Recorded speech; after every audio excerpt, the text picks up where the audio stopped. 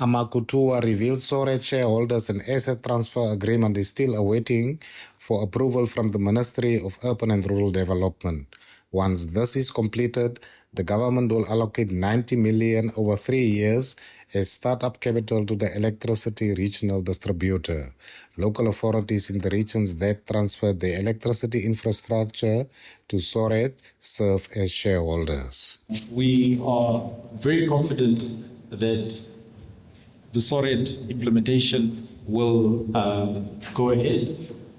We will also continue with quarterly briefings to the Minister on the establishment of the remaining rates. Some local authorities sought clarity on how their participation in SORED would benefit them.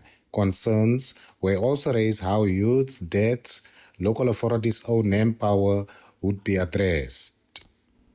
One of solving and then one was our solving the issue of the electricity debts associated with the regional electricity distributor, which is operating at economic scale, but at one cost. I've seen the projection in that of the community regionals we was 2.70%.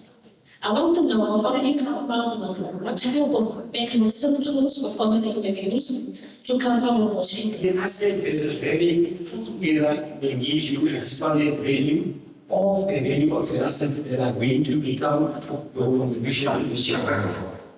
The concerns were addressed by Amakutuwa. The creation of things.